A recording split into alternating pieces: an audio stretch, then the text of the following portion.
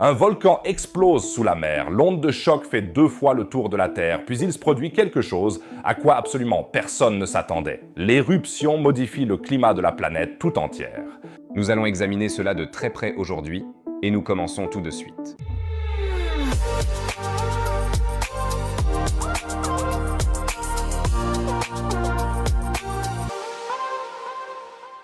Ce que je vais vous montrer aujourd'hui a époustouflé les chercheurs du monde entier. Une éruption volcanique qui a secoué l'atmosphère si violemment qu'elle a accidentellement réduit l'un des gaz à effet de serre les plus puissants de la planète. Et le plus fou, c'est que ce n'est qu'aujourd'hui, grâce aux satellites, que nous avons compris ce qui s'est réellement passé à l'époque. Mais commençons par le début. Nous sommes le 15 janvier 2022, dans le Pacifique Sud, à environ 65 km au nord de l'archipel des Tonga, se trouve sous le niveau de la mer un volcan sous-marin appelé Hunga Tonga Hunga Hapai. Ce jour-là, il s'est réveillé avec une violence sans précédent dans l'histoire connue. L'explosion est si massive que l'onde de choc qui en résulte fait plusieurs fois le tour du globe et est même mesurable dans des stations météorologiques en Europe. Le nuage de cendres émis s'élève jusqu'en mésosphère, à des altitudes pouvant atteindre 55 km. Les avions normaux volent à environ 10 à 12 km d'altitude. L'éruption du Pinatubo aux Philippines, l'une des plus puissantes du XXe siècle, n'a atteint qu'une altitude de 40 km. Hunga Tonga l'a donc largement surpassé. À cela s'ajoute un élément qui rend cette éruption physiquement unique. Comme le volcan se trouve sous la mer, il a projeté d'énormes quantités de vapeur d'eau directement dans la stratosphère lors de son éruption.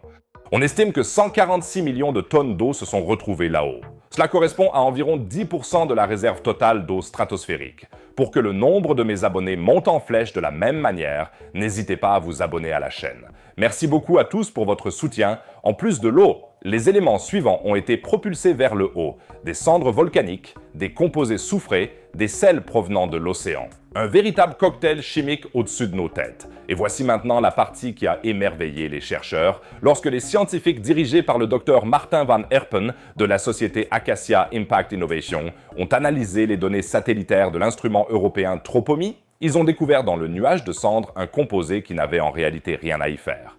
Formaldéhyde. Et ce, en quantité jamais mesurée auparavant dans la stratosphère.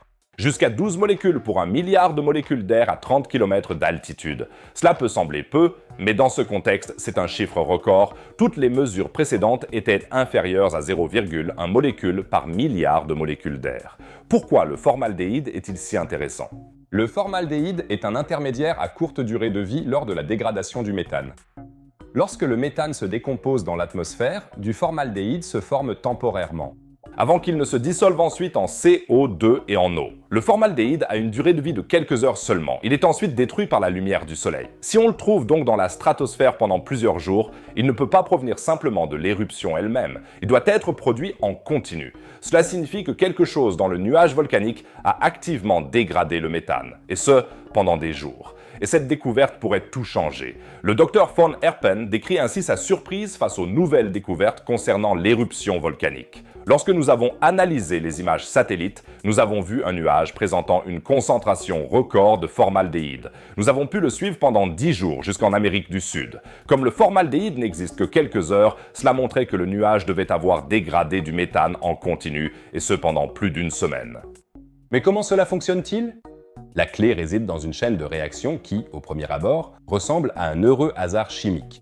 L'eau de mer que le volcan a projetée vers le haut contenait des sels, dont du chlorure de sodium, c'est-à-dire du sel de cuisine tout à fait ordinaire. Dans la stratosphère, ces sels ont rencontré des particules de fer volcanique présentes dans les cendres. Et lorsque la lumière du soleil frappe ce mélange de fer et de chlore, il se produit quelque chose de remarquable, des atomes de chlore libres. Et le chlore est un destructeur de méthane extrêmement efficace. Un seul atome de chlore peut décomposer le méthane lors d'une réaction en chaîne. Les chercheurs ont calculé que, lors de sa phase la plus intense, le nuage volcanique détruisait environ 900 tonnes de méthane par jour.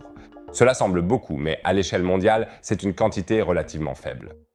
Mais le point décisif est ailleurs, le fait d'avoir pu le mesurer, c'est là le véritable progrès scientifique. Et ces découvertes pourraient s'avérer très importantes, Car le méthane est, après le CO2, le principal gaz à effet de serre d'origine anthropique. Sur une période de 20 ans, son impact sur le climat est 80 fois supérieur à celui du CO2.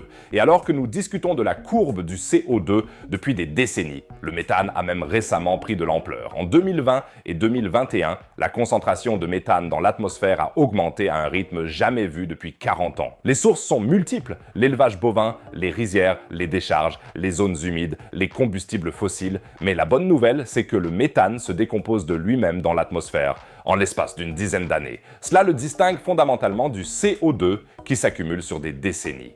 Ainsi, quiconque réduit les émissions de méthane ou retire activement le méthane de l'air en constate les effets relativement rapidement.